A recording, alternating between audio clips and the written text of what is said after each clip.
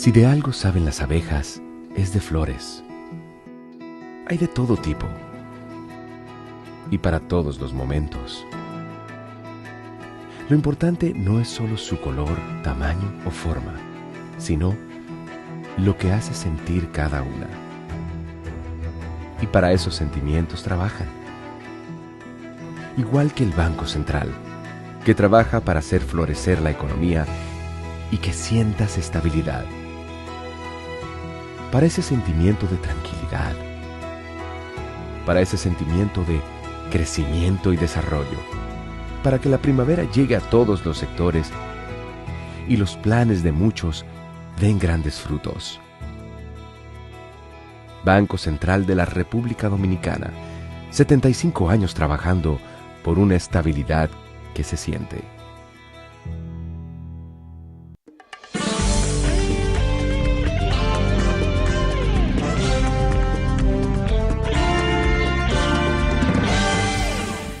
Muy buenas tardes, amables televidentes. Bienvenidos a su cita diaria, crepuscular y nocturna en Teleimpacto, que es al final de la tarde despidiendo el sol o comenzando la noche.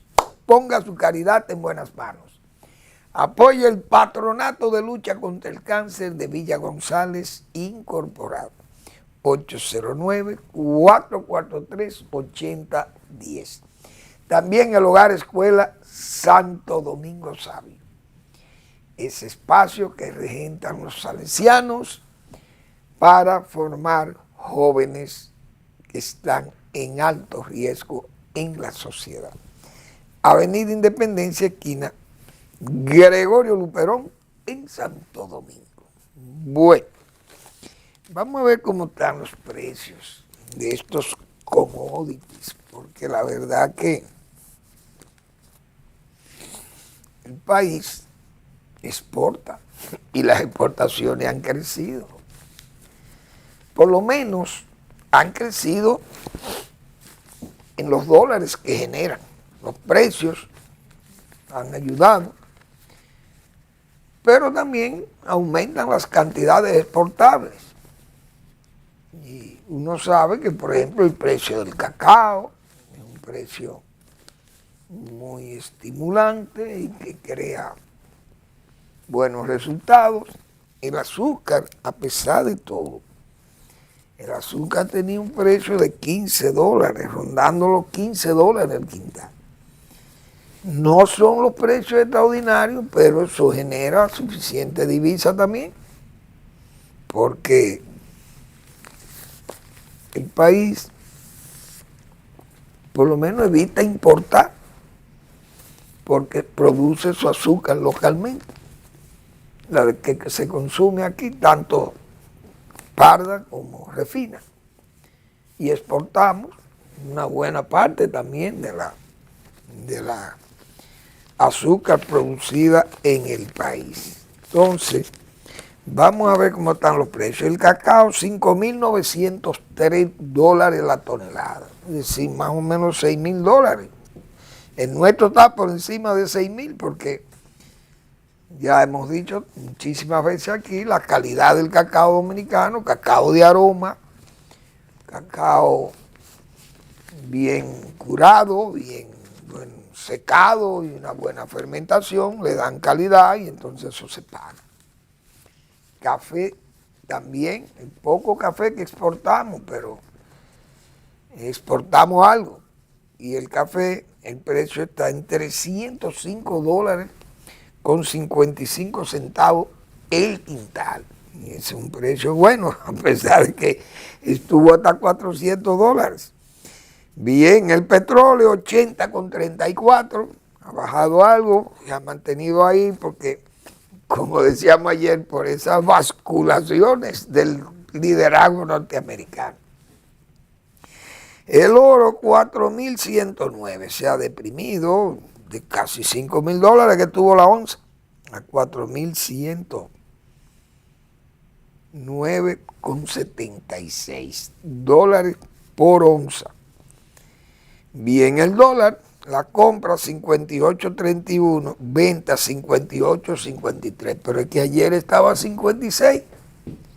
El dólar comprándolo a 56, en el Banco de Reserva a 56.50. Explíqueme usted. Es prácticamente en el suelo que está. Y yo recuerdo a aquellos economistas, principalmente el señor Andy Dawar y el señor Aristi Escuder, dos economistas muy reputados, pero esos jóvenes o esos caballeros se excedieron en los pronósticos y dijeron que el dólar el año pasado iba a estar a 75 o 76 pesos por dólar para diciembre del año pasado. Y no se cumplieron esos vaticinios o esos pronósticos. Entonces, esta vez fueron más cautos en este año. Sin embargo, el dólar ha tenido una baja y hay una apreciación en el peso dominicano y todo el mundo sabe que esta economía, como hemos dicho, genera 46.000 millones de dólares. Desde luego, a pesar de que la economía genera 46 o 48 mil millones de dólares, este es un gobierno endeudador. Y fíjense cómo, no es solamente endeudador en dólares extranjeros, en dólares locales, las conversiones. 6.000 millones de dólares, dice ahí. 6.000, no sé si son exactos los 6.000 millones de dólares. En estos 6 meses, dinero tomado localmente. Y la verdad que el gobierno ha sido un gobierno endeudador, entonces uno no entiende. Una economía que genera tanto dólar, pero este es un gobierno insaciable con la deuda. Y todo eso viene, pienso yo, porque el presidente también es un desconocedor de la situación histórica que este país vivió con respecto al dólar y con respecto, mejor dicho, a la deuda externa, porque se debía antes en monedas europeas y eso trajo muchas humillaciones al país. Pero este presidente no ha hecho caso de esas inclinaciones tan palmarias, como se dicen, de endeudar este país. Parece que el presidente desconoce el problema que va a dejar a este país. Porque un gobierno no puede tomar todo el préstamo que le faciliten para no utilizarlo en obras reproductivas.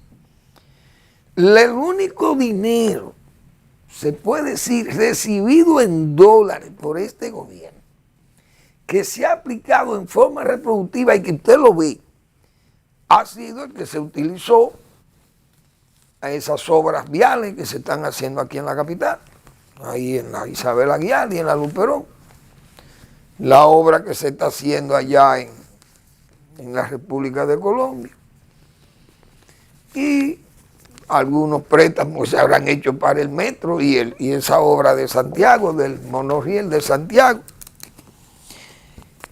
Pero aquí toda esa masa dineraria en dólares por bonos ha sido tomada para pagar deuda y para gastos del gobierno. Entonces,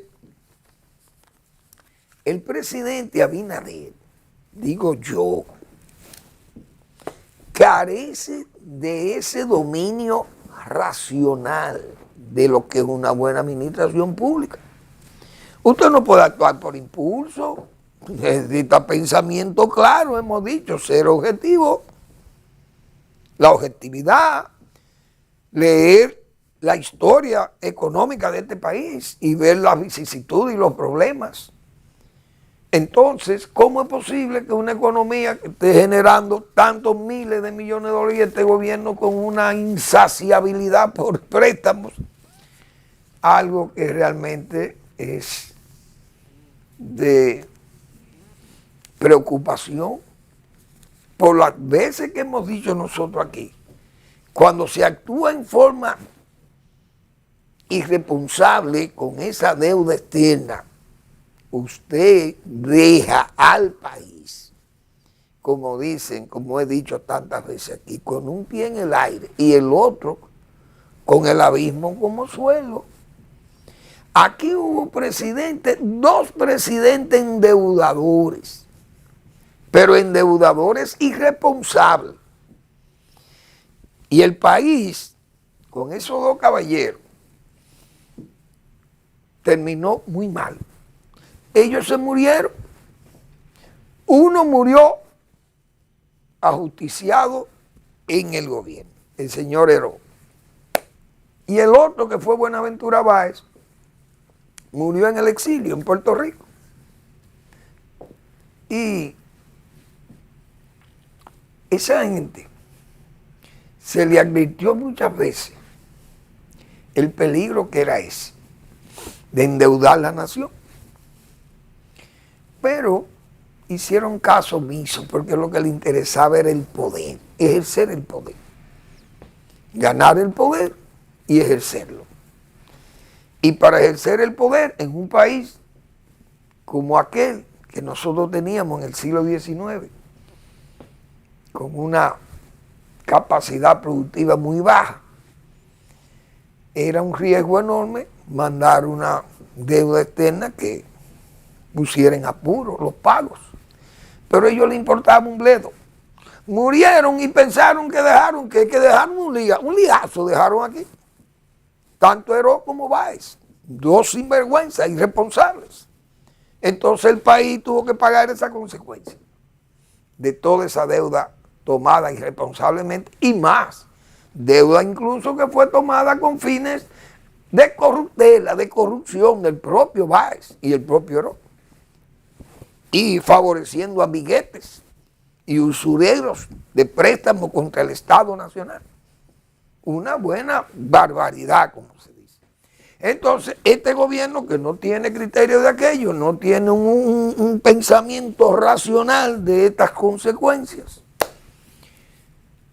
digo yo, parece que el presidente ignora que va a dejar un problema muy serio para el país. Porque aunque esa economía esté generando todos esos dólares, todo el mundo sabe, y lo saben las propias autoridades nacionales, que el ingreso de dólares a este país no viene de la productividad criolla o de la producción. Una parte va en exportación, otra parte se va, parte del trabajo, zona franca, el turismo que viene, el servicio, la remesa, que es una concesión de la diáspora, la inversión extranjera, que también es una concesión, pero esta gente puede no venir aquí, o la diáspora disminuir, y mañana entonces tendríamos nosotros dificultades. Porque no es lo mismo uno exportar riqueza que uno produce. Hay que estar claro en esas cosas. Pero el gobierno dominicano no quiere darse cuenta de eso. Y al presidente parece que no le preocupa la deuda, porque él no habla de eso. El presidente no se refiere a la deuda pública. Eso no es tema de preocupación para el presidente Abinader. Solo tal vez los 27 de febrero, cuando hacen aquella memoria, hablan de la relación deuda-PIB. Bueno, eso como que le permite tomar préstamos, pero resulta que esa relación deuda-PIB lo que trae es mucho pago de intereses. Y hoy estamos pagando más intereses que el mismo 4%, yo creo que se le da a educación. Explíquenme por dónde que andamos. Entonces, este país no tiene dinero, parece, para arreglar escuelas. No tiene dinero para hacer un canal de riego y terminar la presa de Monte Grande. No tiene dinero para terminar obras importantes. No tiene dinero para que los hospitales funcionen adecuadamente. Y entonces, ¿dónde está el dinero para que las cosas funcionen? Y hemos tomado más de 80,000 millones de dólares prestados. Por eso digo, el presidente o ignora o sabe que este país, cuando él termine su gestión, va a terminar con un pie en el aire y con el abismo como suelo para el otro. Vamos a una breve pausa y volvemos.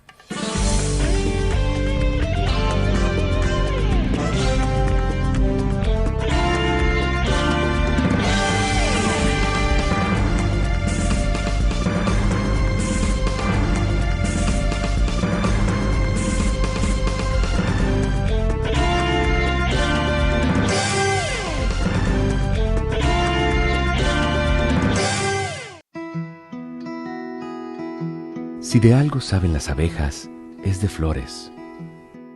Hay de todo tipo y para todos los momentos.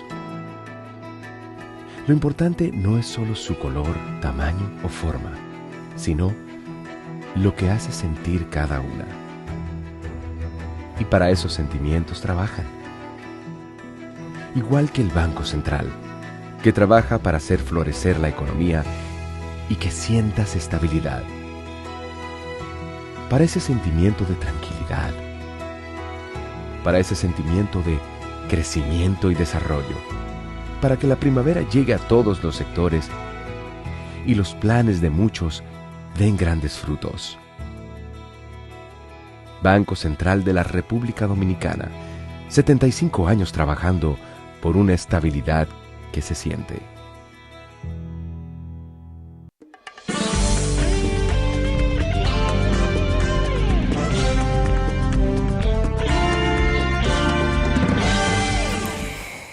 Para gobernar el país se necesitan muchas condiciones. No solamente esa racionalidad, el dominio de lo racional, sino la serenidad, la prudencia, la lucidez. Ayer yo hablaba de la representatividad política, la falta que hace. ¿Quiénes son nuestros guías que están ahí? ¿Quiénes sustituyen?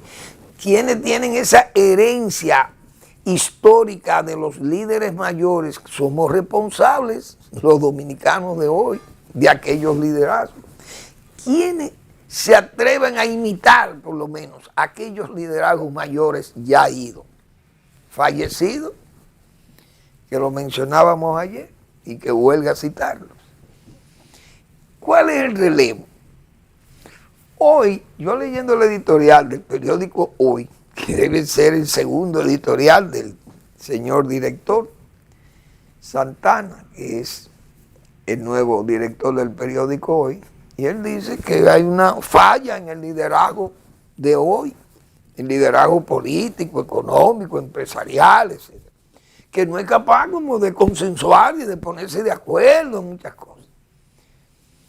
Pero yo recuerdo que Leonel Fernández aquí dijo una vez que aquí no había con quién conceptualizar en el ambiente político. Se refería al ambiente político, no económico, porque los líderes económicos siempre han estado allí y han tenido la continuidad, los jóvenes han continuado a sus padres o a sus abuelos, etcétera, etcétera. Y el sector empresarial dominicano sigue funcionando. Es decir, allá en las maniceras, por ejemplo, bueno, los hijos de aquellos mayores que iniciaron el negocio siguieron, fueron exitosos, esos hermanos Bonetti, y bien, y ellos han salido un poco de la dirección, han dejado a sus hijos, lo han formado y siguen al frente de su negocio y están ahí. Pepín Corripio ha ido formando su gente, todo el mundo ha formado su gente aquí, hasta el señor Celso Marrancini fue del CONEP, presidente, pero su hijo ahora es uno de los presidentes del CONEP. Es decir, aquí los empresarios se han organizado y tienen su cosa bien, ellos han organizado su gente, sus muchachos lo han formado y están ahí. El del Banco Popular dejó su hijo y ese legó en otro, pero hizo el trabajo. Es decir, el sector empresarial aquí tiene su relevo y su liderazgo, sus guías, eso ha funcionado. El problema está entre los políticos, que no tenemos con quién conceptualizar, como decía Leonel Fernández, cuál es la representatividad política que nosotros tenemos aquí. ¿Cuáles tienen ese recto juicio de razón y de palabra, como yo tantas veces señalo aquí? ¿Cuáles son esos? Son muy pocos. Que incluso a Leonel Fernández se lo comieron vivo aquí, porque dijo, se atrevió a decir eso. Pero lo dijo en un momento en que tenía con quién era que tenía que conceptualizar, con Hipólito Mejía, solamente insultando. En forma vituperiosa, siempre se refería a Leonel Fernández diciéndole de todo. El otro, Danilo Medina, fue otro líder también, y entonces fíjense la conducta que tuvo, fue una conducta de lucha y de y de deseo inmoderado y de poder sin límite y llegar a extremos verdaderamente ridículos de confrontar al liderazgo de Leonel Fernández de más de 20 años, de ese presidente de ese partido, presidente 3 veces, el hombre que le sirvió de andamio o de escalera para que él subiera. Y miren la actitud que presentó, típica de un perverso de la política, no de un hombre de buen juicio, de serenidad o de claridad de pensamiento. Es decir, el liderazgo nacional está muy afectado. Y tiene razón el editorialista del Hoy cuando dice: enumerar las reformas necesarias sería un ejercicio estéril. Dice, porque no hay forma de que terminemos en verdaderas reformas. Aquí hubo reformas, porque Balaguer hizo reformas aquí en el 90, 91. Miren, vamos a agarrar este país y vamos a desmontar un 500% de los aranceles aduanales para flexibilizar este país. Y que vengan productos del exterior, eso no nos va a afectar a la industria nacional, que se ajuste a la industria nacional y que busque la forma de ser eficiente y de buena inocuidad y de higiene y calidad en los productos para que compitan. Porque lo que tenían era un proteccionismo indecente en el país, es verdad, todas esas cosas. Pero se han hecho reformas. Ahora, dice el editorialista, más útil sería preguntarnos por qué en un país que ha demostrado tanta capacidad para transformarse, el liderazgo económico, político y social parece tener hoy mayores dificultades para arribar a los acuerdos que los nuevos tiempos requieren. Pero el problema está en los políticos, que es la falta de representatividad política. Los grupos económicos están muy bien, están claros aquí. Y los grupos sociales que exigen y sociedad civil, todo el mundo está claro. El problema son los políticos que no están al nivel de las circunstancias. Entonces, esas cosas son las que tienen el país en vilo siempre porque no tenemos buenos guías. La educación aquí se necesita, yo creo que es el eje principal, un buen proyecto de educación, de progreso por vía de la educación, formar los recursos humanos. Porque si no formamos recursos humanos, aquí los políticos que están aquí en el medio hoy, no se han leído 5 libros. El único que lee el libro ahí se llama Leonel Fernández. Porque eso hay que ver, hay que decir esa verdad, duélale a quien le duele. El único político que se ha dedicado a leer se llama Leonel Fernández. Y a conceptualizar sobre temas de interés, de lo que es la educación, un proyecto de mejorar los recursos humanos, hacia dónde tienen que ir dirigidos los recursos humanos para vencer esos muros de la marginalidad, no con dádiva, como hemos dicho, no con dádiva, sino brindándole oportunidades a la gente, pero con educación, que usted se forme. Y usted después de estar formado, entonces usted va y hace su inglés, un proyecto inmersivo de inglés que hizo el gobierno de Leonel Fernández. Eso se llama preparar. Becas, 10,000 o 15,000 becas al exterior a jóvenes recién graduados para formar un buen capital humano. Es así que tenemos que formar el país. No es hablando y regalando bonos y dineritos por allí, dineritos por aquí, supérate, y corruptos y corruptores. Eso no es por ahí. ¿Cómo se vencen esos muros de la marginalidad? Es saliendo a camino, que los pobres se fajen a estudiar, porque los ricos le pagan los estudios a sus hijos, si se descarrilan el problema de ellos. Pero los pobres principalmente que no tienen herencia, lo que tienen es que formarse por la clase media. Un buen proyecto de educación, de formación, y usted trae recursos humanos para este país. Pero tienen que haber políticas y políticos que entiendan eso. La ADP, por ejemplo, es el gremio, pero no han entendido, parece. Solamente buscan los pecuniarios. Ahí veo ya que están amenazando con parar el año escolar. ¿Por qué? Porque unos incentivos que le han ofrecido no le han pagado.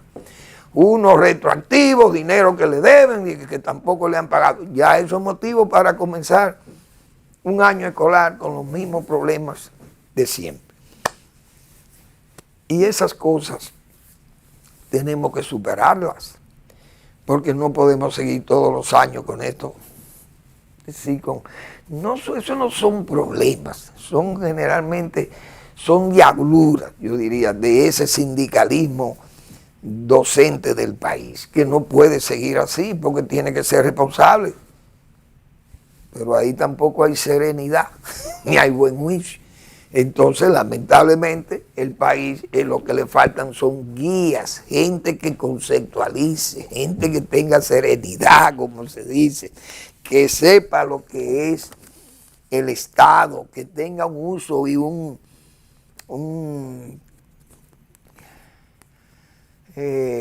racionalidad sobre los temas del Estado, las decisiones de políticas públicas. No actuar por impulso, como son las críticas que le hacemos a este gobierno, que siempre está actuando por impulso. Falta lucidez, un funcionariado débil, con muchísimas trabas y con muchísimas lacras también que tienen que seguir arrastrando, la falta de capacidad, gente que no tiene capacidad, los nombran en cargos públicos, ¿no? Y lo que van es a buscar recursos para ellos. Intereses particulares priman sobre los intereses nacionales. Entonces, ¿qué es lo que falta aquí? Gente que conceptualice. Tenía razón Leonel Fernández cuando dijo eso hace muchísimo tiempo. Eso fue por allá, por los 2012 y esos años, 2011 y 2012. Y todavía seguimos arrastrando eso. Busquen los guías que nos quedan. Veáis lo que hay en ese PLD y lo que hay en el PRM, porque Leonel Fernández está formado, el hijo ya lo va formando también. Y usted ve a Omar que se va preparando y se está preparando para ser mañana como su padre, o superar a su padre si es posible. Pero usted ve eso en los demás. ¿Cuáles se están preparando? No tienen discurso. Los más ponderados, supuestamente, miren cómo es que actúan. Lo que premian con candidaturas no se atreven ni ir a programas de entrevistas, porque tienen que pactar prácticamente con el entrevistador, porque no pueden, se atascan en cualquier tema, porque no pueden desarrollar un tema. No leen. Y entonces, ¿cómo vamos a tener buenos guías? ¿Cómo vamos a tener consensos? ¿Cómo va a haber buenas prácticas de consenso, políticas sociales adecuadas, políticas económicas, políticas educativas, salud, etcétera? Lo que el Estado, los servicios que tiene que brindar el Estado, pero brindarlo. No hay planificación, no hay programas, todo es por impulso. Lo que salga en un titular de periódico, eso es lo que se hace. Entonces, lamentablemente, el país, como dice el editorialista, se nos están dificultando los consensos, las buenas acciones de conjunto. No, cada quien hablando, como dicen, por su cuenta. Precisamente, entonces ve uno posiciones tan, verdaderamente tan inadecuadas en personas de buen juicio. He visto como un gran periodista, y lo voy a mencionar porque es mi amigo, Miguel Guerrero. Miguel, no sé qué le ha pasado a Miguel, pero Miguel tiene una posición anti-Leonel. Y yo me acuerdo que Juan Bosch le decía a Juan Isidro Jiménez Grullón, cuando Juan Isidro Jiménez Grullón se sentía como dolorido por ver ese liderazgo de Juan Bosch crecer como la verdolaga. Y él, con tanto talento, o más que Bosch, no crecía en su liderazgo. Y Juan Bosch lo superó en ese liderazgo. Entonces llegó a criticarle a Juan Bosch. Fue tan crítico que llegó a firmar el golpe de Estado contra Juan Bosch en el 63. Don Juan Isidro Jiménez Grullón, un intelectual de primer nivel en América Latina. Pero el fanatismo y esa cólera sectaria lo llevó a firmar el golpe de Estado contra Juan Bosch. Juan Bosch siempre lo definió como un anti-Bosch. Es decir, era un hombre que se oponía a Juan Bosch en todo. Hasta lo bueno de Juan Bosch era criticado por ese caballero. Entonces se convirtió en un anti-Bosch.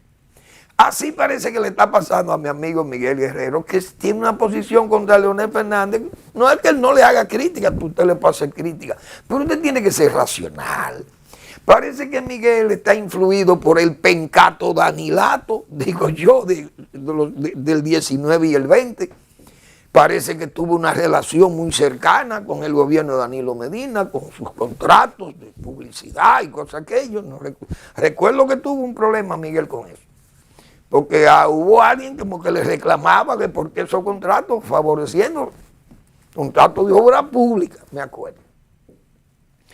Miguel dijo, no, eso no son contratos personales, son contratos de la empresa donde yo laboro, etcétera. Bueno, una excusa o una razón lógica, no lo sé.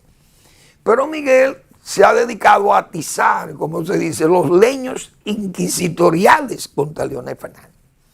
Es decir, usted venir ahora a reclamarle que Leonel es un viejo para participar en la política y le pone ejemplo de hace 30 años que Leonel Fernández ejerció el poder. Muy bien. Pero resulta que Miguel en el 86 votó por Balaguer que tenía 80. Pero no critica a Donald Trump que tiene 80 años. Ni a Lula que va a la reelección con más de 80 años en Brasil. Es decir, o Putin que tiene más de 20 años en el poder y tiene ya más de 74, tiene más años que Leonel Fernández. Pero eso no le molesta, parece a Miguel Guerrero, o no lo señala como una imprudencia de aspirar al poder de nuevo. Si Danilo Medina estuviera rehabilitado, él no dijera que Leonel es viejo, porque Danilo tendría también la oportunidad de ser candidato. Pero él mismo se fijó sus límites cuando le puso su candado a aquella constitución en el 2015.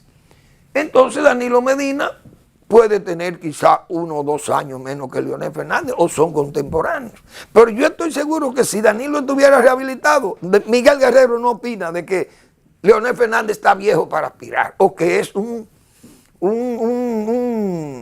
inmoderado perseguidor del poder en forma ilimitada en energías, parece. Pero Miguel ha caído en esa, diríamos, esa cólera sectaria. Y me apena porque Miguel es un intelectual, un columnista, él mismo es un octogenario. Miguel es un octogenario y él es productivo. Incluso el oficio de Miguel, con 80 o más años que debe tener Miguel Guerrero, y me permito individualizar este comentario en su nombre, pero veo que sigue insistiendo en cosas que me parece una irracionalidad en un hombre del nivel intelectual de Miguel Guerrero. Pues Miguel debe pensar como un intelectual. ¿Cuál es el oficio de Miguel? Ser columnista, periodista, investigador, historiador, escritor, muy bien, pero es un octogenario. ¿Cuál es el oficio de Leonel Fernández? Y no es octogenario.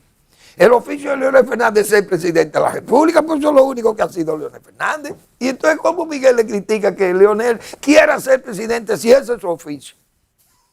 Es como que él es periodista. La verdad es que yo sé que Miguel es incapaz de levantar una injuria contra alguien. Lo sé, y es una persona decente y prudente en ese aspecto, pero ha perdido los estribos y el hombre se ha obnubilado, se ha dejado arrastrar por esa cólera sectaria del pencato danilato, digo yo. Y el hombre se ha puesto en una posición de crítica contra Leonel Fernández, que yo pienso que Leonel Fernández, pues sí, pues va a ganar las elecciones. Porque cuando la gente le tiene tanta, como se dice, tanta tigria, vamos a llamarle así. Y lo señalaba ayer yo, por esa representatividad misma política que tiene Leonel Fernández. Señalaba yo ayer que va en un camino donde la gente, usted está viendo cómo la gente se está afiliando, cómo la gente está creyendo en Leonel Fernández, ese sextuagenario. Pero un sextuagenario productivo, como yo he dicho aquí, y el propio Miguel debe saber que se es viejo cuando los recuerdos pesan más que las esperanzas. Si usted tiene 40 años y usted no tiene proyecciones de futuro, usted no genera ideas o iniciativas para mañana, usted está viejo aunque usted tenga 40 años. Pero si usted tiene 70 años y genera ideas y tiene iniciativas de futuro inmediato, no tampoco lo vamos a poner un futuro de 140 años porque no somos matusalénicos. Pero usted tiene que admitir que entonces es una persona que está productiva. Esto no es asunto, porque Donald Trump sigue gobernando a los Estados Unidos y es un octogenario, y Biden fue un octogenario, y Lula es un octogenario, y están dirigiendo a los países más grandes del planeta, porque también el de China, Xi Jinping, es casi ya un sextuagenario también, o es un sextuagenario, igual que Putin. Todos los países más grandes de la Tierra están dominados o dirigidos por sextuagenarios y octogenarios. Y entonces es una molestia para mi amigo Miguel Guerrero, que se ha propuesto necear, como se dice. Pero Leonel Fernández es hombre que no le hace caso a nada de eso. Porque Leonel Fernández, yo recuerdo, y lo voy a repetir aquí, en una oportunidad le dije, doctor Fernández,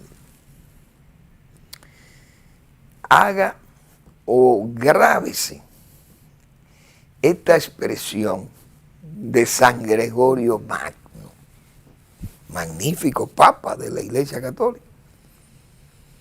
Y dijo San Gregorio Magno, es más honroso y honorable huir de una injuria callando que vencerle respondiendo. Y en eso, señores, Leonel Fernández es un maestro del silencio. Y de esos silencios del poder, no le responden, ni le hablan, ni le dicen nada de esas cosas. Y esa serenidad, esa claridad de pensamiento de Leonel Fernández, eso es lo que le engrandece y empequeñece a aquellos que tienen esas diatribas, usan esos leños inquisitoriales que no le perdonan ese crecimiento político o el liderazgo que tiene Leonel Fernández en la sociedad nacional. Y me parece verdaderamente perjudicial para una persona, un intelectual, como es el caso de Miguel, mi amigo, que tiene una posición cerril. Pero, repito, parece por esos cordones umbilicales que le llevan al pencato danilato, pienso yo. Vamos a la pausa y regresamos.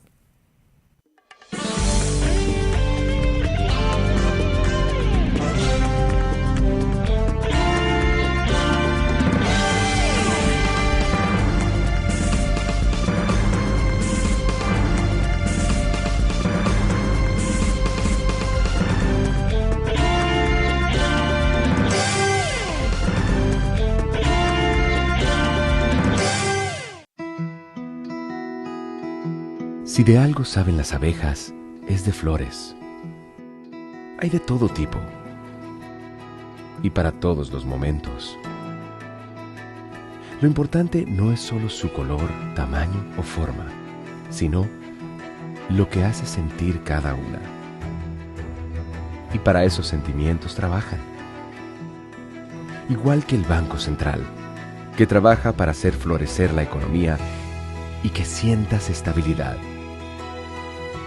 Para ese sentimiento de tranquilidad, para ese sentimiento de crecimiento y desarrollo, para que la primavera llegue a todos los sectores y los planes de muchos den grandes frutos. Banco Central de la República Dominicana, 75 años trabajando por una estabilidad que se siente.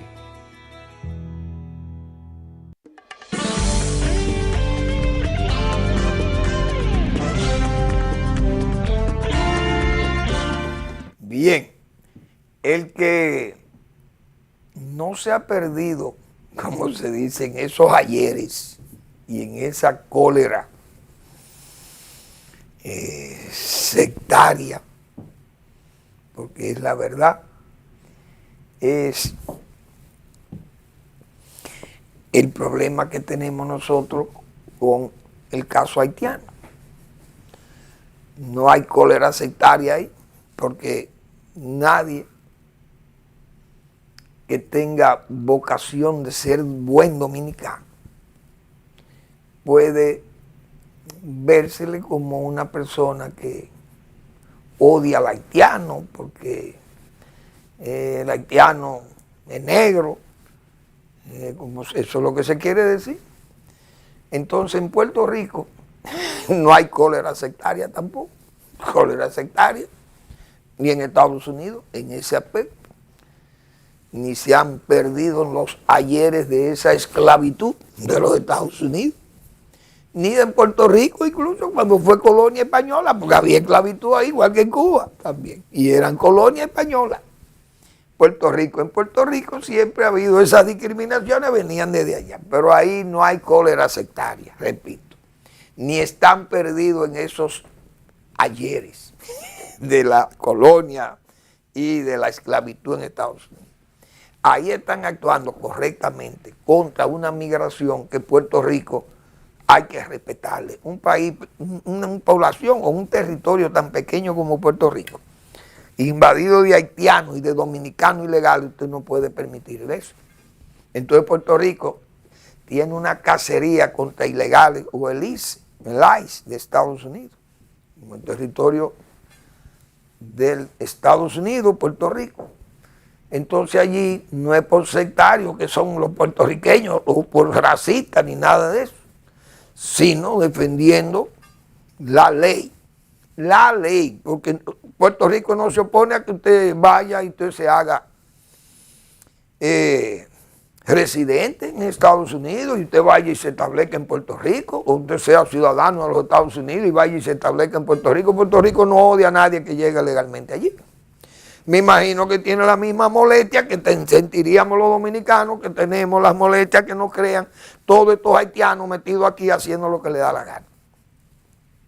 Entonces Puerto Rico está recogiendo los haitianos ilegales para mandarlo a su país. Que no nos lo manden aquí, que los manden a su país. Igual que Estados Unidos y Trump, que tiene razón por la dureza de su política migratoria. No importa la dureza, son sus leyes y hay que respetar eso. Yo decía, y que me perdonen los dominicanos de verdad, que son dominicanos de sentimiento, dominicanos por, vamos a llamarle así como yo le he dicho, ese nacionalismo moral. Pero yo creo que Estados Unidos debiera castigar a los dominicanos que gobiernan. Me voy a explicar, para que después no digan que yo soy antipatriota. Estados Unidos nos puso un 12.5% de impuestos aduanales, de aranceles, a los productos dominicanos, porque no cumplimos con el trabajo forzado. No.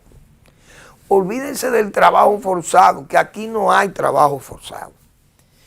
Dijimos nosotros, eso es para que se le aplique a China y a India, decíamos nosotros aquí, que sí, y esos países africanos, pero nosotros no negociamos con los africanos, con los chinos sí. Y los chinos son los primeros, pero en Estados Unidos hay hasta hipocresía con eso, decíamos, porque esas minas africanas sacan materiales mineros de ahí con las manos de obra de niños y ancianos y qué sé yo, ahí explotan a todo el mundo. sacan los materiales en bruto, y luego vienen y lo refinan, lo venden y lo convierten en manufacturas que salen a venderla por el mundo, se preparan en Estados Unidos, en China, y todo está bien. Eso es hipocresía comercial o política. Ahora, ¿por qué yo digo que nos condenen por trata?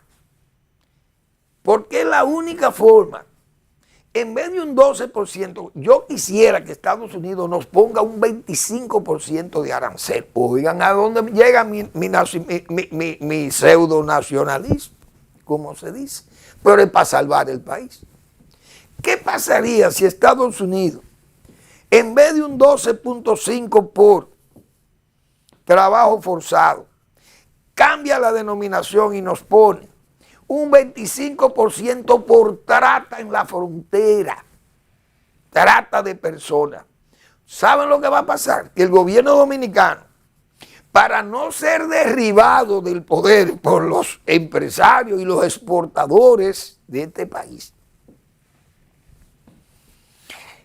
no va a pasar por la frontera. Una mosca no pasaría por la frontera, porque Luis Abinader, el presidente, le va a decir a su ejército: miren, para nosotros liberarnos de ese 25% que nos ha puesto el gobierno norteamericano de arancel, castigando esa trata que hay ahí, porque todo el mundo sabe que ahí lo que hay es un negocio en la frontera. Ciérrame esa frontera, que no pase por ahí una mosca. Solamente van a pasar las mercancías que se exportan a Haití. Pero no quiero ver un haitiano aquí, a menos que sea comerciante, que venga a hacer negocio a República Dominicana. Pero no quiero ver un haitiano. Y mire, el señor de migración, usted me va a sacar los haitianos, a todos me lo va a sacar de aquí. Porque la única forma que tenemos nosotros, los dominicanos que queremos este país, de salvarlo de estos gobiernos pro haitianos, es así. Sectario, no. Cólera, no. Encolerizados, tampoco. Somos esclavistas, no. Simple y llanamente queremos salvar el país. Y esa sería una medida que, aunque nos autoinflija o nos autoflagele el 25% de arancel a las exportaciones dominicanas, porque practican la trata de seres humanos por la frontera. Cuando ustedes disminuyan eso allí, que no pase una mosca para acá, entonces yo le voy a quitar ese 25%. Pero por trabajo forzado, no debe ser, porque aquí no hay trabajo forzado. Además, si una familia rural tiene 3 niños, 12, 13, 14 años, y esos niños le ayudan al padre a recoger, por ejemplo, frutos. Si usted tiene una plantación de guandules, por ejemplo, o de habichuelas, o tiene una plantación de mango, y usted, los muchachos, lo tiene ahí salen de las escuelas, las tardes están libres. Un niño de 13, 14 años es un menor. Pero ¿usted cree que un niño de 13 o 14 años se ayuda a su padre de trabajo forzado en la parcela, ayudarle a recoger los mangos o a cosecharlos? O a llevarle agua a los trabajadores ya mayores que están allí? Eso no es trabajo forzado. Aunque sean niños los que estén trabajando en la parcela, pero eso es parte de la actividad familiar campesina. Entonces, eso por poner ese ejemplo ayer. Pero aquí no hay minas donde los niños van a trabajar en las minas, sacar minerales de valor para exportaciones. Yo entiendo que aquí los niños no van a eso. Cortar caña, no hay niños que pase una hora, no 10 minutos con una mocha de esta, un machete de estos haitianos, cortando 2 matas de caña. No la puede cortar un niño, no es verdad. Entonces, ¿cuál es el trabajo forzado? Trabajar con una azada, tampoco los muchachos no hacen esos trabajos. Eso por poner los trabajos de campo. En las empresas, ¿quién tiene niños en las empresas trabajando? En zonas francas, no hay niños trabajando en zonas francas, porque eso es visible, todo el mundo lo ve ahí. Entonces, el turismo, ¿dónde trabajan los niños? Que andan en la calle los muchachos exhibiéndole cosas a los turistas o vendiéndole cosas. Pero eso se ve en todos los sitios del mundo. Entonces, eso no es trabajo forzado. Así que ni por cólera ni por nada de esas cosas con los haitianos, simple y llanamente, una forma de nosotros ponerle freno a ese desenfreno sería ideal. Que nosotros pudiéramos pedirle a Estados Unidos, no, cambien el castigo. No, en vez del 12.10, pongan un 25 por trata en la frontera, que sería la mejor forma de nosotros evitar eso. Bueno, la verdad que me he enterado de esas. Nosotros hemos hecho severas críticas aquí a la conducta agrarista del gobierno. Este gobierno, hemos señalado nosotros aquí, ha sido un gobierno que ha diseñado una política liquidacionista o de contrarreforma agraria, hemos dicho nosotros aquí. ¿Cómo? Bueno, comenzando a dar títulos definitivos a la loca, a tontas y a locas. Gente sin probanzas. Tienen una parcela, le dan un título, esa persona se va por ahí, vende esa parcela, vende un pedazo. La hipoteca, ¿qué tiene que ver? Es lo que necesita recursos. Y ya le entiende que desde que tiene un título definitivo ya es rico. Y puede comprar lo que le dé la gana vendiendo tierra de eso, o vendiéndola por solares. Eso lleva a una degradación del proyecto. Y más si tiene alguna vocación de urbanidad cerca de un proyecto agrario, es peor. Verbigracia, usted va a Juma, Bonao, ahí usted ve la línea de ese proyecto. Ya hay estaciones de gasolina, de gas, talleres, de todo. ¿Por qué? ¿Por qué? Porque tiene vocación urbana, vocación de negocio. Así va a pasar. Pero me entero que es peor ahora. El gobierno ha puesto en práctica en el Consejo Estatal del Azúcar, terreno cedido por el Consejo Estatal del Azúcar, los proyectos de reforma agraria, han entrado en un proceso de regresionismo agrario, que es peor todavía. Es decir, quitarle parcelas a gente que fueron aceptados, quitarle esas parcelas porque el SEA, en un desorden manicomial que ha habido en esa institución, vendiendo tierras que ya fueron o cedidas por programas de reforma agraria o vendidas a otros. Pero en ese desorden, el SEA entiende que puede regresar a su catastro, puede regresar todos esos terrenos o parte de esos terrenos, y eso es grave. Porque eso ya no es liquidacionismo agrario ni contrarreforma. Esto es regresionismo agrario, que es, pienso yo, más doloso desde el punto de vista de las políticas agrarias. Creo que el gobierno tiene un deber, yo no sé, pero la verdad que el gobierno va trazándose un camino de perdición, lamentablemente. ¿Por qué? Porque hay un funcionariado allí que no funciona. Y lo vimos con ese resultado en Porvenir, que lo señalábamos ayer, en esta semana y pasadas. Señalábamos los resultados que iban a tener Porvenir con una zafra fracasada igual que la del año pasado. Pero eso no tiene consecuencia. ¿Por qué no tiene consecuencia? Por lo que señalábamos desde el principio. No hay una racionalidad en el concepto racional, repito, o discúlpenme la redundancia, en lo conceptual del Estado Nacional. Estamos actuando a tontas y a locas, estamos actuando, como se dice, a tientas, y así no se puede gobernar un país. Gracias por su atención. Nos vemos mañana en otra entrega de Al Final de la Tarde, despidiendo el sol o comenzando la noche.